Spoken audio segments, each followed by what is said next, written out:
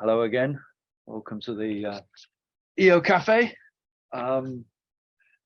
Not for the first time. We're looking at the Horizon program, and I'm very pleased to have guests from the Commission, Franz Imler. Before we go into the introductions, just a reminder of the rules for the meeting. Please turn your microphones off unless I specifically ask you to join in the conversation. Keep your cameras on if you wish. You don't have to, but it's nice to see people. And if you've got a question, please just pop it into the chat so that we can see it. And if we get to take the question, then I'll ask you to come and present it yourself, and so that you express it in your own words, and then we can take it from there. So that's basically it. So let's get going.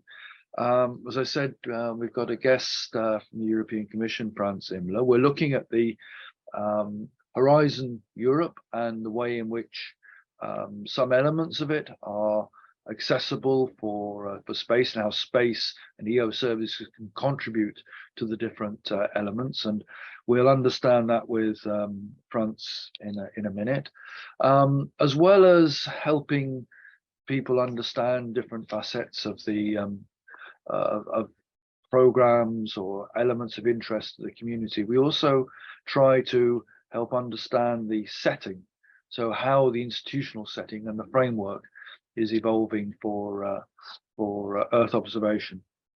And so, in other words, who are the key players? What are their roles?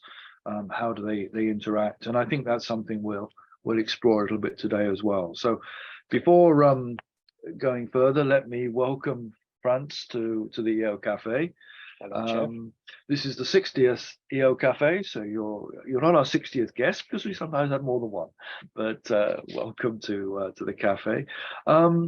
Just to kick off and to help people sort of know you a bit better, perhaps you'd like just to say a few words about your own background and how you've got into DG RTD, and please just say a few words about yourself. Thanks so much for inviting me. It's quite an honor to be in the 60th Jubilee version of this EOcafe. Very happy to have you. No, I'm happy to be here, meet you. We met before, but I'm happy that quite a few people joined and are interested in this. Yes, I'm Franz Imler. I'm joined the Commission about 12 years ago now. Starting in DG RTD at that time already in the climate unit. It was at that time the climate unit in the Environment Directorate, I4. Before that, I worked for quite a while as a scientist. I'm actually a physicist by background, and started already during my master thesis to work on environmental and remote sensing activities. But actually remote sensing from the ground. Okay. Remote sensing doesn't necessarily mean that you need to be on a satellite. You can also do remote sensing from the ground or from airplanes or from other platforms. Yeah. I was working in a group that was developing LiDARs to measure all sorts of things. During my PhD, during my master's, I did actually ozone, but stratospheric ozone. In the context of the ozone stratospheric clouds, in the context of the ozone layer, which was at that time the big topic. And then later at stratospheric ozone with LiDAR and aerosols. And after my PhD, I went to the Alfred Wegener Institute, where I worked for 7 years, I think, also doing that sort of thing, sorts of observations of clouds and aerosols and understanding, for example, tropical tropopause cirrus clouds, very special things, interesting stuff. And then I worked for a couple of years at the German Meteorological Service, we're setting up a global observing system for reference upper air measurements called GUAN, the GCOS, the reference upper air network. It was also very interesting, particularly because it had this global dimension, and we were collaborating with people from US a lot, but also from Australia, from New Zealand, from China, and trying to build this global network, which now is still up and running, as I can see. So that's my prehistory, so to say. Back in the commission, in the beginning, I was working already on climate modeling and polar things, and actually, but then after 3 years, I went as the manager, head of sector, to the executive agency. Okay. I was running the program, the Horizon 2020 program, Societal Challenge 5, in the area of climate and environmental observations. So that was, I was working a lot with Gilles Ollier at that time and his team to implement all the projects that we related. So I'm quite well, quite have good knowledge of all the activities that were going on during Horizon 2020. You're in a good position also to explain some of these relationships. And there was 1 year at another agency, CINEA, and then I came back to DG RTD. My current position. Now you're amongst the lawyers and economists who were in the heart of the commission. Yeah, well, and yes, partly, but in DG RTD, it's actually not so many lawyers. Yeah. Some economists, but a lot of people with a technical background. Remote sensing, yes. I mean, it's not just, we talk about Earth observation from satellites, but remote sensing. Going back many years now, I used to do a module of the university teaching remote sensing, satellite remote sensing, and I was used to use the example. The first remote sensing that I could understand was probably about the 16th century, when people crossing the Atlantic were hanging thermometers overboard and measuring the different water temperature as they went across the Atlantic. So we're here to talk about the Horizon Europe. It's the EU's funding for research and innovation, 95 billion, over 7 years. So it's something like a third of the Commission budget. Amongst other things, it's tackling climate change, innovation, the competitiveness and growth goals in the for the EU, and I think it's a great success in fostering collaboration, which again is one of its key goals, and fostering collaboration amongst Europe. Overall, it's administered by, well, tell us a little bit. I was going to say administered by DG RTD, but that's probably not quite the right description. But DG RTD, REA, other services of the Commission, the Innovation Council, there are all sorts of these different bodies around. Give us a picture of how it's organized and how it works.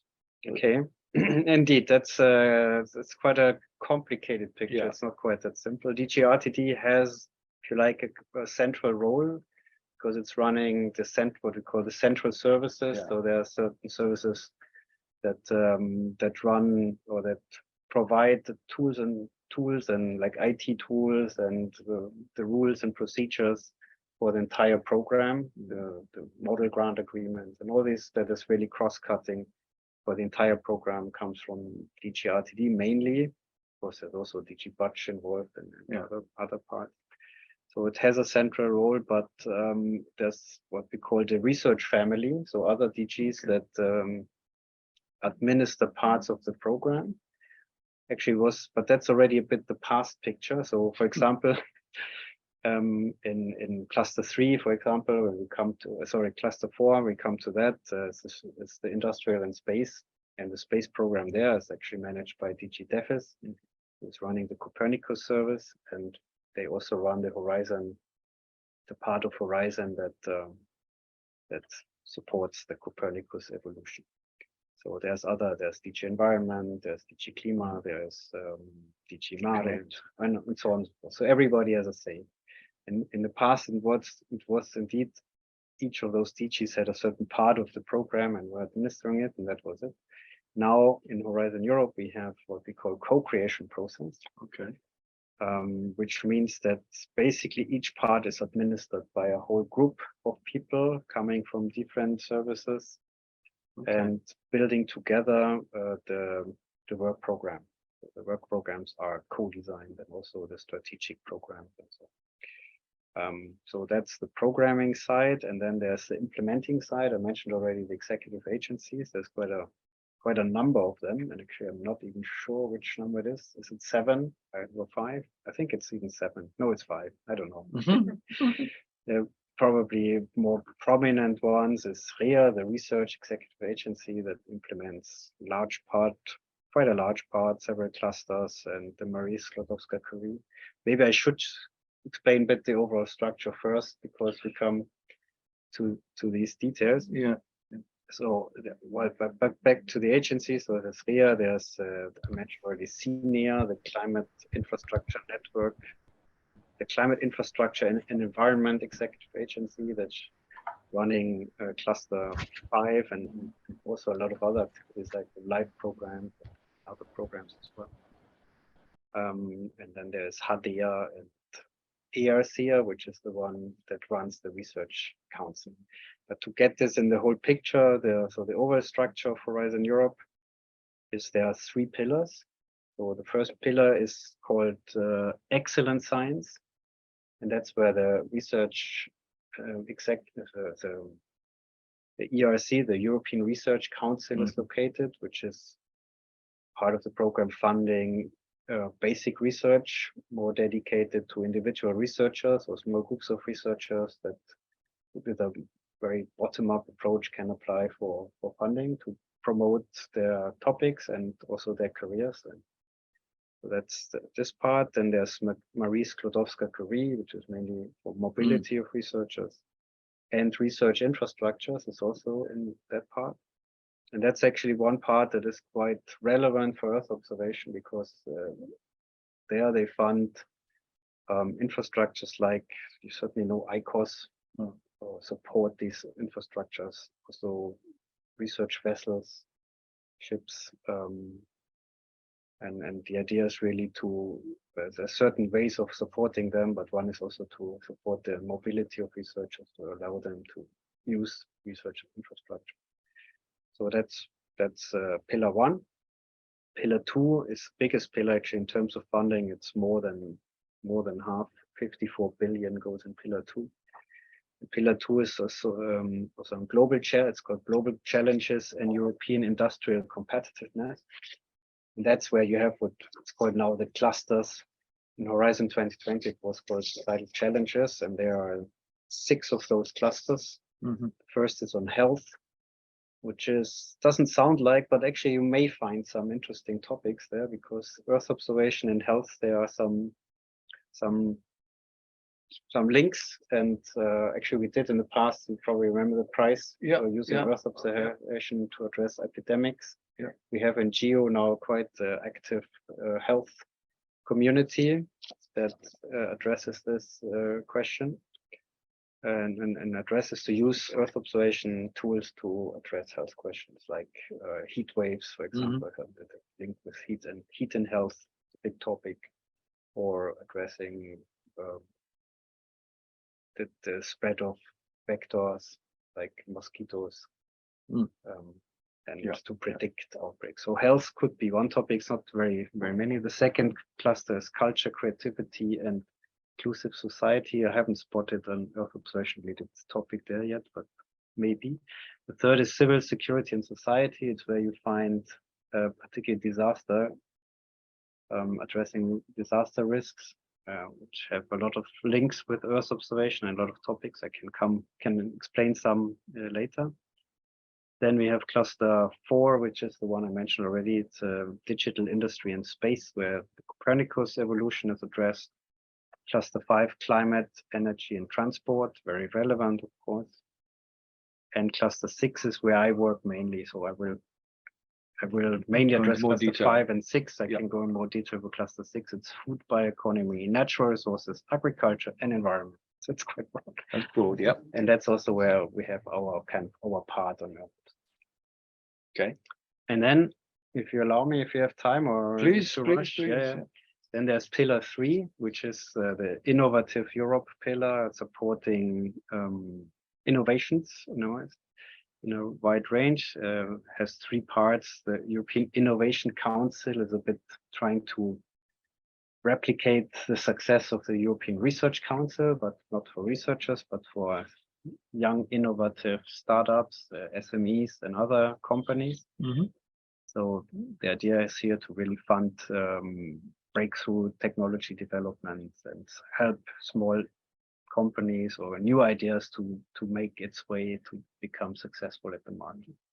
And that's certainly also an area where Earth observation activities can find some support. There are some projects that I used to be aware of, and you know it probably know better than me, that build new technologies for Earth observation, for example, or start new companies to provide products. Can be climate services, can be satellite products. So, and then there's two more: the European Innovation Ecosystems and the European Institute for Innovation and Technology, the EIT, which runs the so-called KICS, the Knowledge and Innovation Centers. There's one for climate, some others. So it's again, these are addressing actually the triangle: research or academic research, business, and education, trying to use this to support innovative ecosystems. I think when we were talking before, you're referring to some slides, but we didn't have slides to present. But we can send slides afterwards to everyone to sort of see a little bit of the structure of how this is. How it looks so like. maybe there's a lot of acronyms there that you can grab hold of and understand, and we'll try to help with some slides afterwards. Now, broadly, I wanted to just to ask about the relationship inside the Commission, because there's a dedicated area devoted to space, which is run by DEFIS. You mentioned it just now, and then there's the activities that you're looking at and introducing Earth observation in support of other goals. Can you just amplify, develop a little bit the differences between the two approaches for DEFIS and for RTD? I can try. It's probably not so evident, but it's quite clear what DEFIS is doing. So DEFIS, as I said, because DEFIS is running the Copernicus program. Yeah.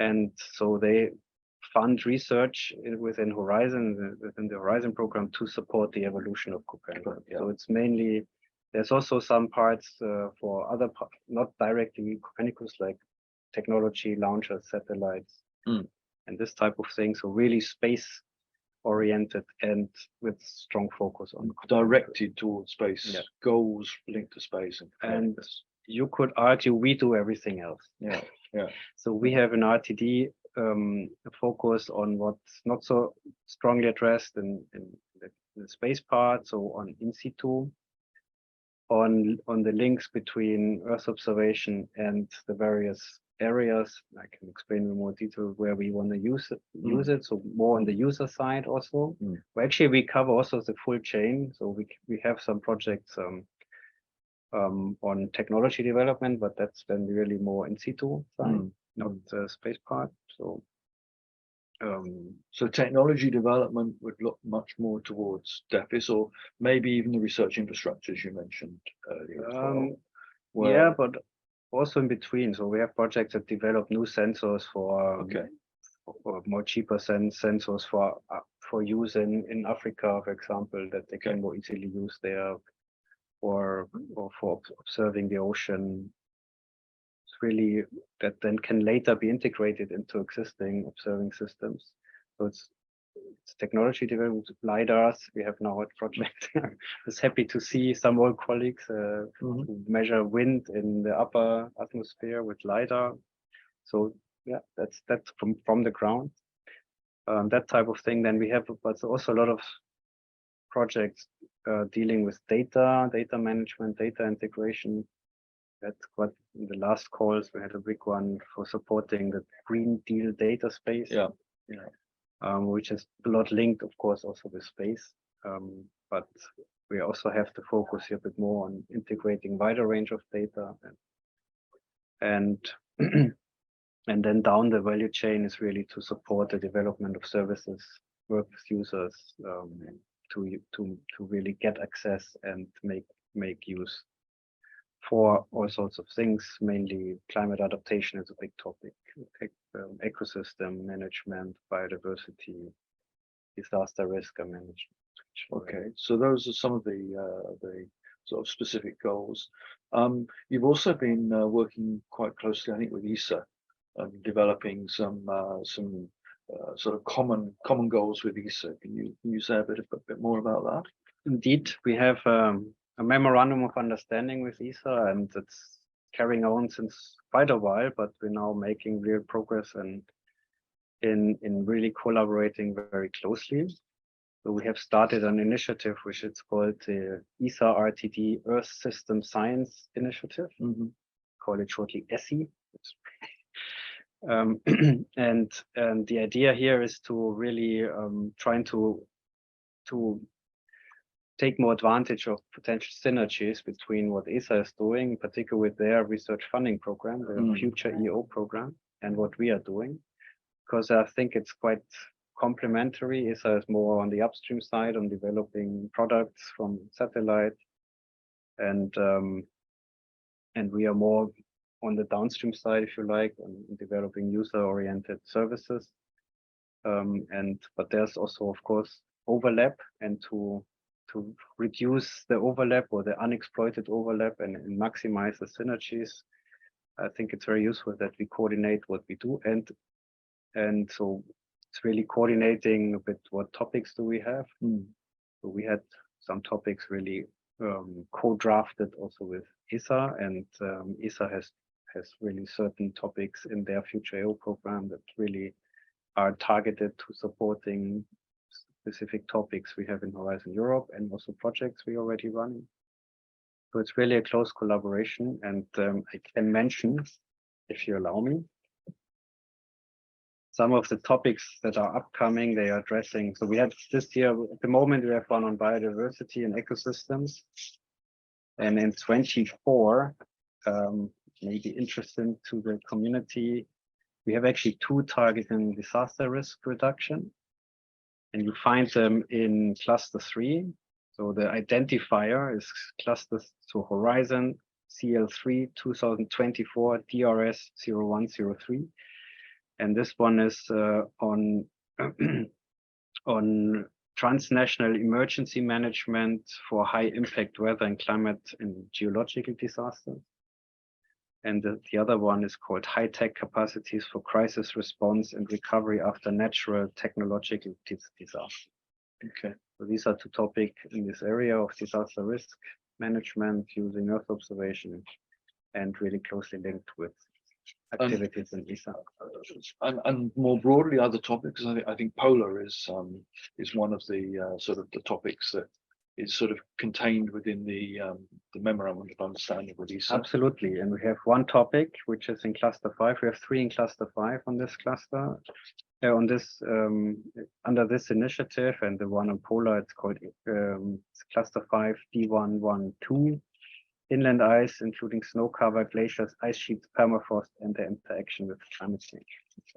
So it's a specific topic which aims really to address in a specific region, to address the cryosphere as such. So all the components, permafrost, snow, glaciers, ice sheets, whatever is there. That so we are in a specific region that belongs to the cryosphere to really understand what's happening there and how this links with global climate. Okay, and more broadly then, for companies that are interested to develop some research activities in these areas, what's their route to do this? Where should they be focusing their attention? Companies. Yeah. So indeed, so very generally, Horizon Europe is a program that is open to all sorts of participants, probably the most open research program that you can imagine, because it's everybody can participate, each legal entity in Europe, but also beyond Europe, actually, outside Europe, the whole world, if you like. And so it's not dedicated to research institutions, it's dedicated to everybody. And ideally, in our area, so in the clusters, we really support collaboration across countries, but also across the various actors.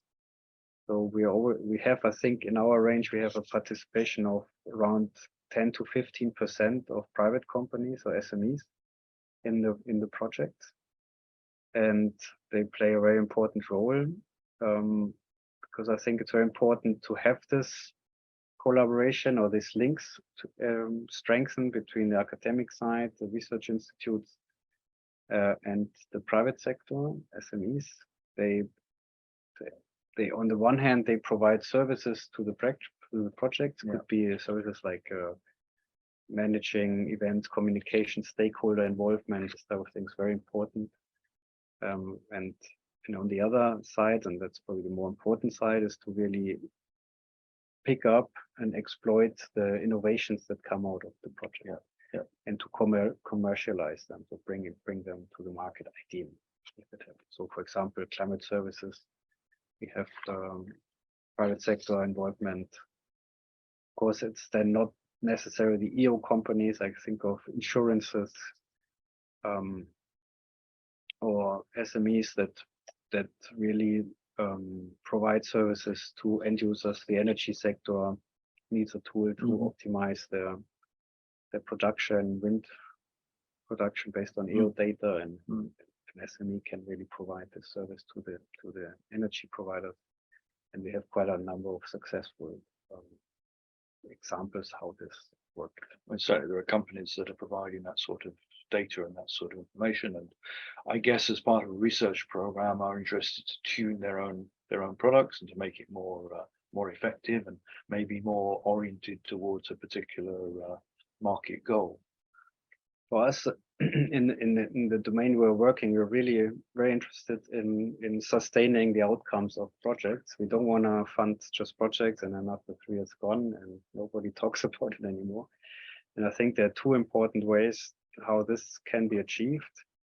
And one is operationalization, so that the products could be picked up, for example, by Copernicus operational services, by Met services, or other. So that would be more generally, it's more in the public domain, but it can also be in the private domain. Weather services, climate services are providing operational services. There's also a range of private actors that provide these operational services. And the other venue would be commercialization of products. So really, as I said, for example, we have developing certain sensors, certain instruments. It can also go to a market at the end, but they can also be sold. So that's, but also the services can be commercialized, and particularly this climate service is very important to have really end user tailored services, and you need a private company to do this on the longer term, so they can serve really certain customers and tailor service to their specific needs. It's like a counselor. Consultancy service. It's a strong topic. How good are we at commercializing?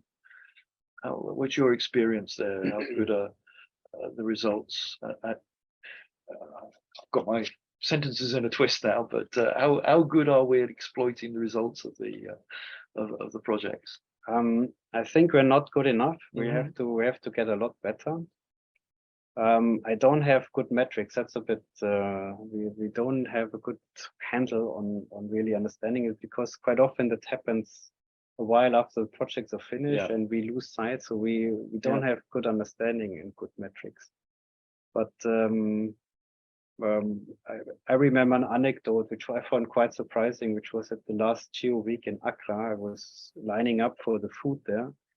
And there was a guy next to me and we started to chat. He was from US and he said, what you guys in Europe do really well is work together with the private sector and commercialize.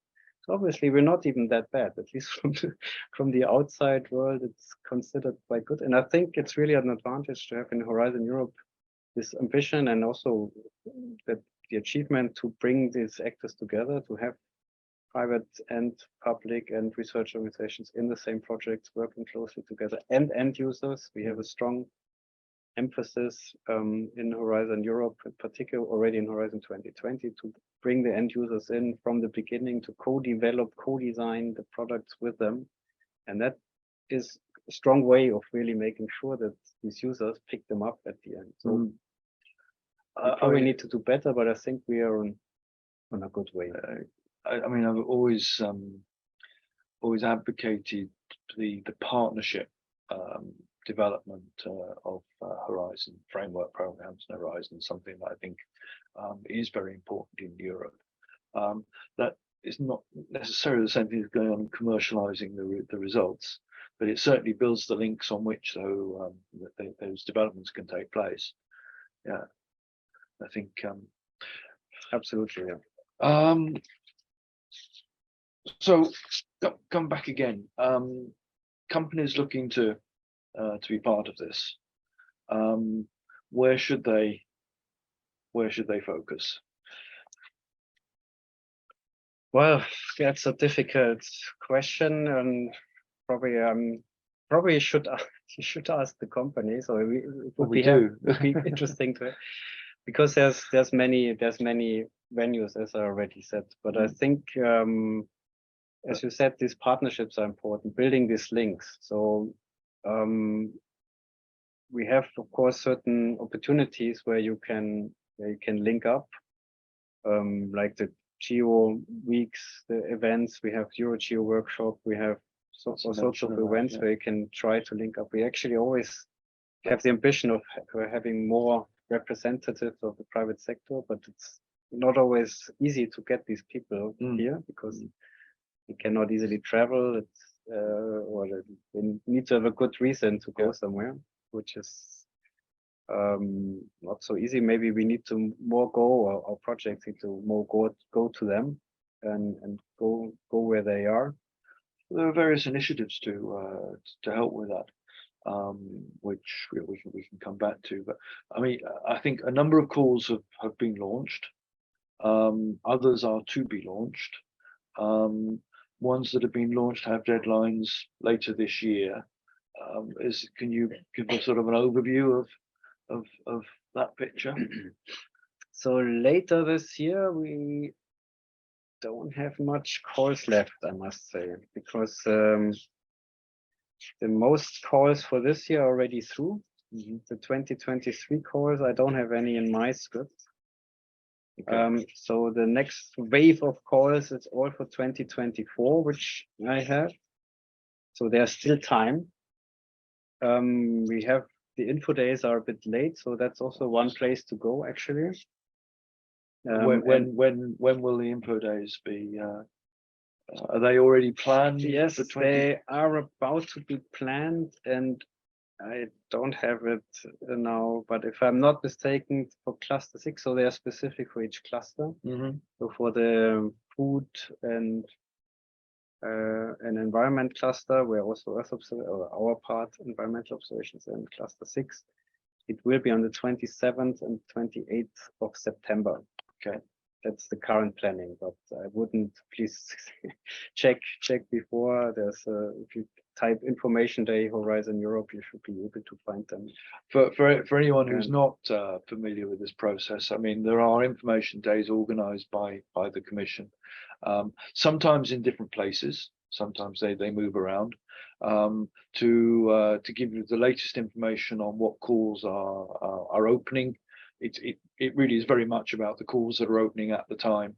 So it's a useful source to follow, to be aware of course. I'm sure most of the people on the call are familiar with this process. Have seen it, but some are not. So indeed, there's probably two things.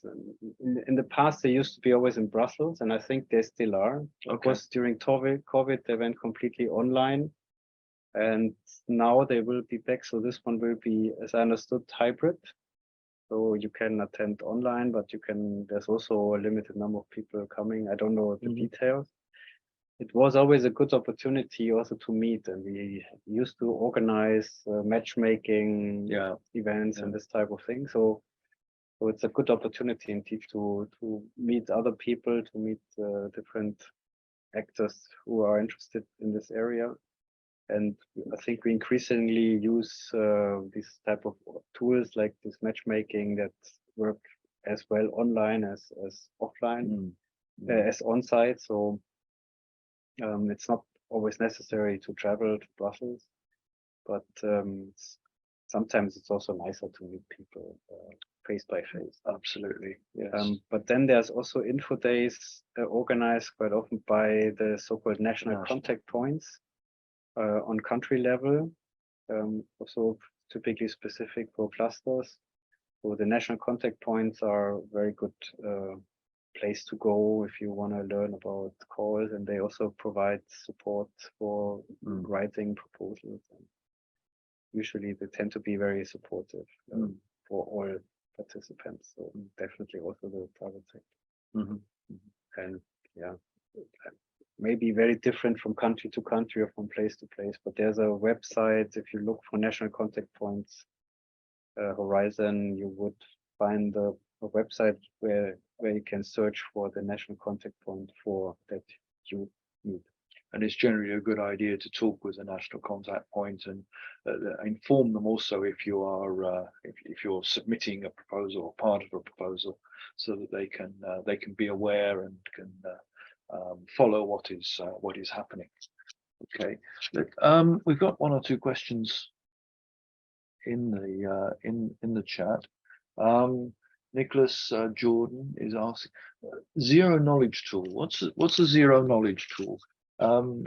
It's part of Nicholas's question. Nicholas, come in and explain your question. To learn what a zero knowledge tool is. Nicholas.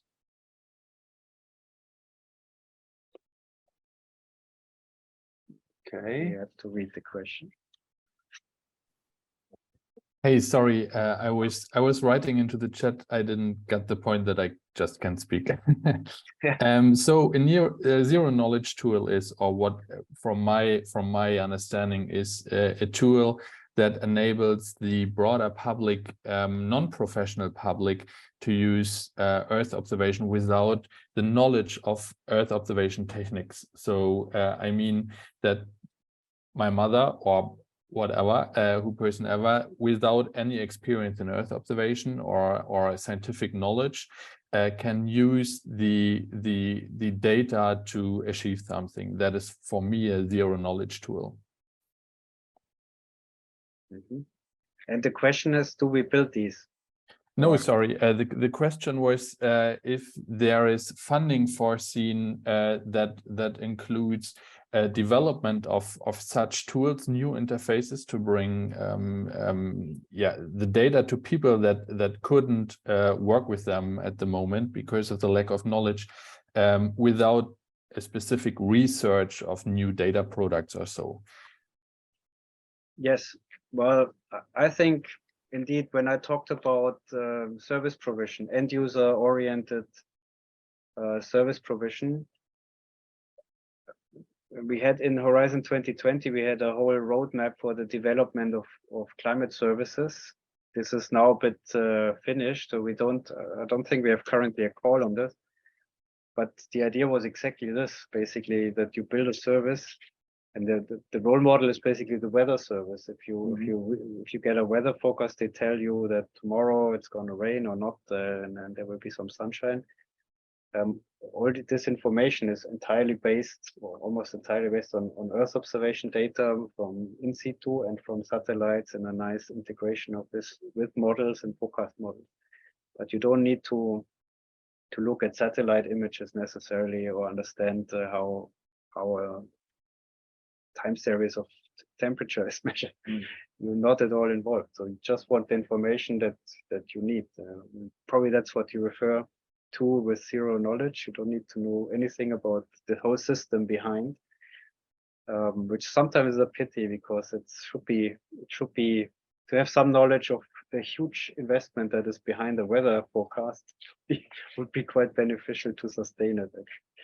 But that's a side remark. So yes, we do this type of thing. In the current calls, we probably don't have something that is really so dedicated to end users, except maybe one call that is anyway interesting to mention is a so-called PCP, pre-commercial procurement. In this case, the end users are public procurers, or public services that would need some Earth observation-based tools to do city planning, to do disaster prevention, to do this type of things. And so this is actually one of our big key activities for 2024 with quite substantial funding, 19 million. And the idea of a PCP is that, so you cannot apply there, please don't, if you are a private company, to bring together a consortium of these procurers. They are supported, actually, there's currently already a project preparing this going on, it's called Protect. So if you search for PCP Protect, you would find it. Okay. Because it explains the process. So we bring together consortium of procurers. They think about, okay, what do we need and how can we develop it? And they then launch calls. So you should not apply to our call, but you can apply to the call of the consortium to develop, to help developing the tools that they need. And this will be probably also zero knowledge tools. So sorry, I used now your question to. No, we're very keen on PCP. We like PCP very much. It's a hard tool to work with, and one that needs a great deal of preparation. Indeed, but, we think it's a very nice tool. Indeed, but for us it's a hard tool, and for the consortium, that's why we have the CSA to prepare it. Yeah. But it should be then quite simple for example, a company. Once this consortium comes up for a call, we want for this and this, we need a solution. Please provide us with your suggestions, proposals. They call for proposals for solutions to the problem. There's funding included, so you can develop first kind of a proposal for a solution. There's this first step, and when this is successful, you get additional funding as a company to develop the solution, and then the procurer at the end of the project, hopefully they will buy it. So yes, we provide the money for developing it, and in the end, the procurers they can buy it and it goes to the market. That's the idea. As you say, it's in 2, sometimes even 3 stages, where a pre-competition to look at the type of technology that might meet or answer the need of the user, and then once that's developed, then a more specific, more focused procurement to implement that solution. There've been some nice examples that I've come across in the past. Do you have examples of where the one I've always quoted, which I liked, was in the Netherlands, where they were looking to connect new houses, new housing developments to the water mains, and so they wanted a cheap and easy way without sort of digging up everything.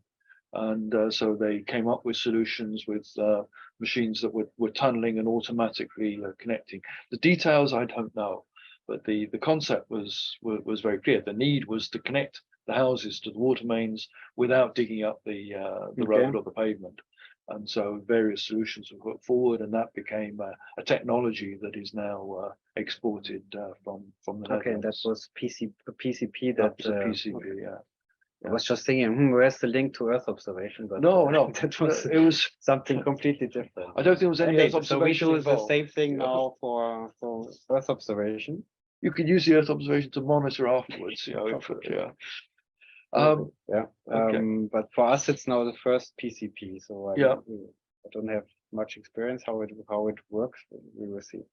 There was a PCP in the Earth observation calls a few years ago as well, looking at coastal applications. I can't recall the more of the details of it, but there was a Greek-Portuguese activity to build on that. That was run as a PCP from DEPIS. So question, we've already talked about this, but let's hear from Wolfhard Gehler, talking about the process for commercialization. Wolfgang, you want to sort of expand on that and I don't know how much we answered your question earlier. So partly yes. What I'm getting to is, I mean, let's face it, the majority of customers currently for Earth observation services, and that also includes our feedback into the upstream sector to sensor building and even to home missions, is the public sector. When I talk to many colleagues who they tend to say, well, this is probably not going to change for the next several decades, because where is actually the private sector customer that we can really serve? So I disagree a little bit. I still believe, as we discussed last week at the ESA SME days, I do believe that we still have 60 to 80% of the market still untapped with private sector applications that go beyond the classic examples of precision farming, for instance. But at the same time, is there some kind of a special initiative within Horizon Europe to stimulate new applications for this private sector market that could be huge, could be, again, extended beyond agri-forest or agroforest or insurance sectors? Is there any initiative to make the private sector even aware of what we can do with EO and how EO may fit other data sources? If you look at a multi-source data exploitation modeling process that can deliver very specific and very high value information and intelligence, is there an initiative with Horizon Europe targeting this? I'm sure there is. Sorry about that. Probably not exactly in our program, but my answer would be, so as I mentioned, this initiative we had mainly already in Horizon 2020 on climate services, which was actually at least to a large extent targeting the private sector. And I agree with you that the private sector is a very interesting customer. And I think we have some good examples. I mentioned already insurance companies. They're actually using this type of services, EO-based seasonal prediction a lot. But in particular, if you talk about seasonal forecasts, extreme events, it's very useful information for private sector. We had in the past nice examples or important examples, more and more coming up with the drought we had 2 years ago, 2018, I think, when the Rhine River was not having any water, didn't allow shipping anymore, and there's big companies there that their supply chain depends a lot on the river, and they are very interested to understand better, to have better predictions, have better planning opportunities on what's happening there. So that's, for example, it's one example where the private sector is very interested in these services. You mentioned farming, agriculture, of course, is a big, also the energy sector. I think I mentioned already renewable energy, but also others like nuclear. I think they also have a big issue with river water at the moment. So there's a whole range of opportunities. I think we have addressed them already a lot in the past. But yeah, probably initiative. As I said, we don't have something really dedicated to this type of thing at the moment, but it certainly is, at least in the part of the program I look at, probably in the cluster 4 and other parts, you may find something. But it's definitely an area of interest also for us to support. So would it make sense to suggest maybe kind of a two-way approach? One's a systematic survey that would look for more opportunities, identify areas of application that would trigger then new developments and new services. And on the other hand, maybe an information and educational campaign towards the private sector to make them aware of where we are. Yes. I mean, to a certain extent, with a strong focus on Copernicus, that is the role that one of the roles that EUSPA are picking up. Yeah. To promote the technology, expand the market, expand the user awareness. Two issues which we've discussed with EUSPA is there's a lot of data that's not Copernicus that we also want to promote. And so they agree that would be part of it. And secondly, it's not just commercial. you're focusing on commercial. You've got a comment later on about public sector users. You know, the public sector, according to our surveys, the public sector is about 50% of the market. And quite honestly, I think it will stay that sort of proportion, because so many of the applications are relevant for the public sector. And we see through some of our studies where there are organizations using data, but other organizations in different countries doing the same work are not. And so there's actually quite a big expansion of the market possible there, at least in my opinion. Okay. Okay, thanks, Wolfhard. Vangelos, you're asking about operationalization. You come in and develop that one a little bit more. Just picking up on something that Franz said earlier. I picked up that word. Thank you for this presentation. So far, it's hard for me to pronounce this word, but apart from commercialization, Well, that's a big issue by itself. You mentioned so rendering, I'd say, an application operational. Okay, I'm thinking about, we currently have a Horizon project concerning the oceans. We are commercializing something concerning shipping, but the same data created in this project could be picked up by Copernicus for other use cases concerning the ocean, but this could be also land uses or what have you. So do you have any insights on how is that done usually for other examples, and what are the pathways? Thanks. Difficult question here. I'm aware that we have already cases like this where certain service was developed in Horizon projects and then is picked up by Copernicus and run now as an operational service. I would need to think what the example was exactly.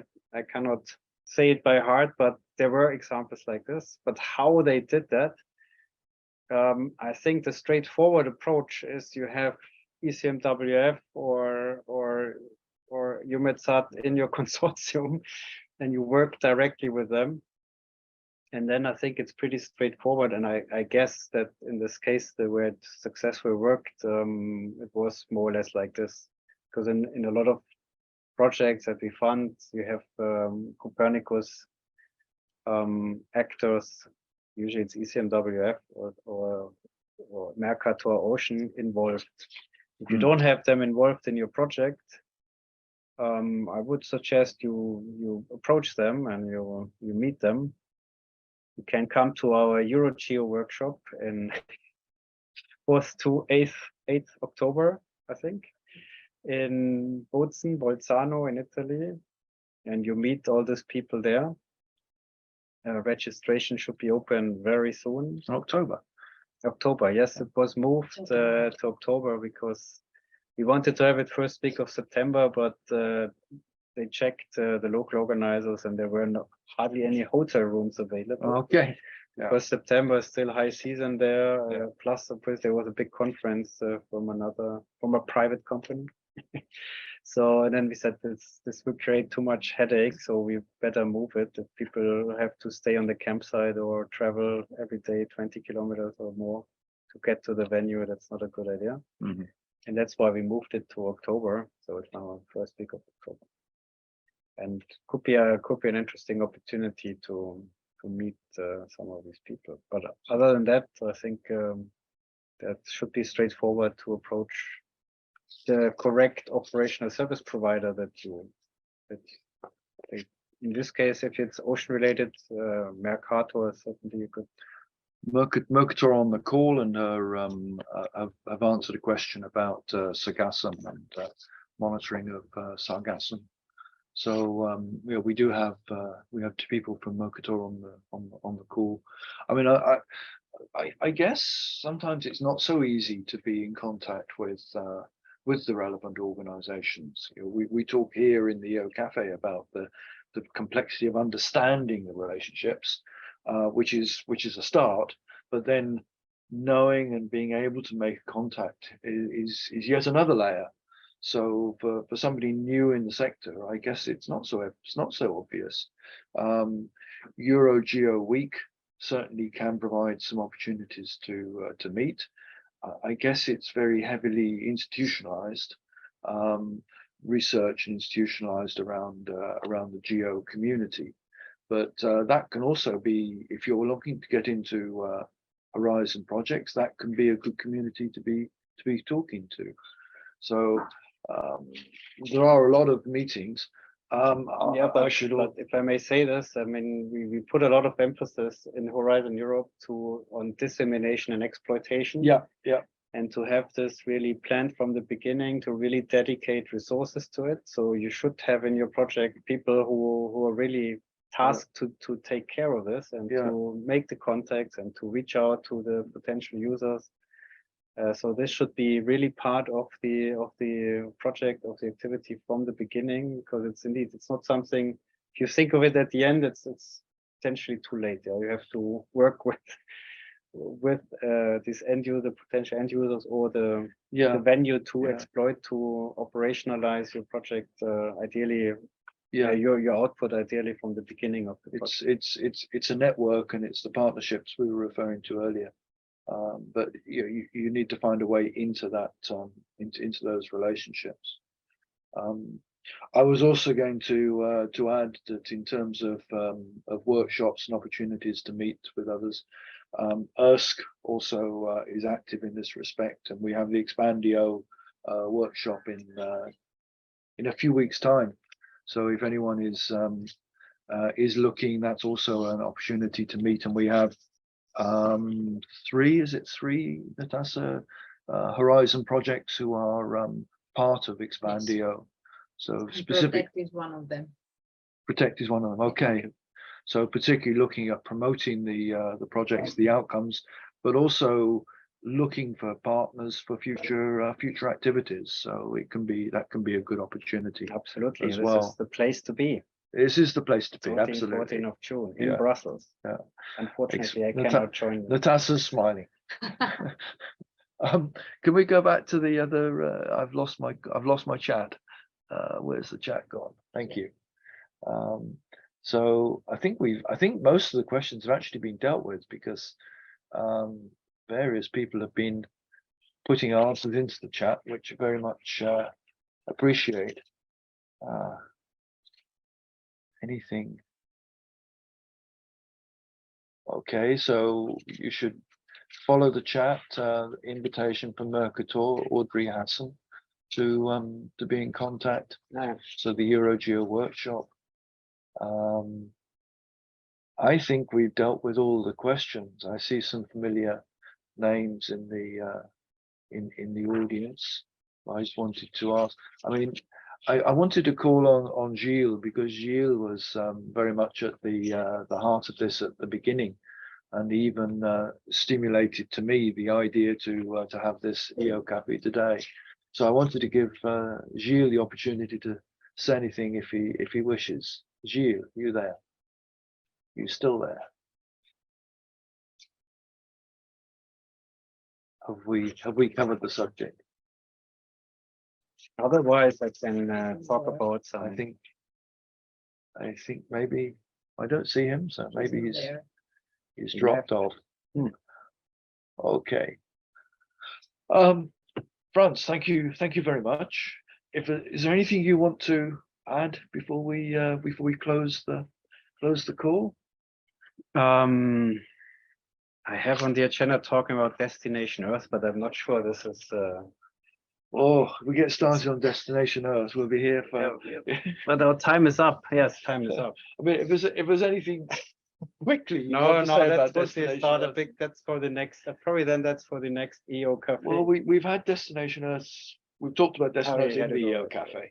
Okay. So we have covered that subject, but of course links between DG RTD and Destination Earth would be another subject. We haven't dealt with that. We've had ESSA talking about Destination Earth. We had ECMWF talking about Destination Earth. So we have dealt with that subject. We're always looking for more subjects. If you've got something you'd like to see discussed in the EOcafe, please let us know. We'll try to accommodate it. You can even help us find speakers if you wish. So in that case, Franz, just leaves me to thank you very much for joining us today. I think it's been very useful. Judging by the questions, I think it's been a very useful discussion, and people have helped people to understand some of the intricacies of the Horizon programs. So thank you all very much for joining. We've had we had the slide on ExpandEO just now. Next EOcafe will be the 1st of June. It should have been the 15th of May, but as that's a holiday virtually everywhere, I think we'd struggle to get guests, even if we had an audience. So we decided that we would not do an EOcafe on the 15th, but we will have an EOcafe on the 1st of June. I think hopefully it will be a really interesting one. I want to talk about ChatGPT and the implications that these tools have for our sector. And hopefully I can line up a couple of experts to deal with this subject. It's not confirmed, but it's looking quite likely. So look out for that. We'll obviously send more information around as soon as it happens. We will have that EOcafe, even if it's not the 1st of June, but I think it will be the 1st of June. And that's it, Natasha. Anything else? No. Thank you for your support as well. Thank again, everybody. And we'll close down now. Anyone, as usual, anyone who wants to stay and just say something, please feel free to do so. Just open up your microphone and join in the chat. And we'll turn off the recording so that you're not exposed later. Thanks, everyone.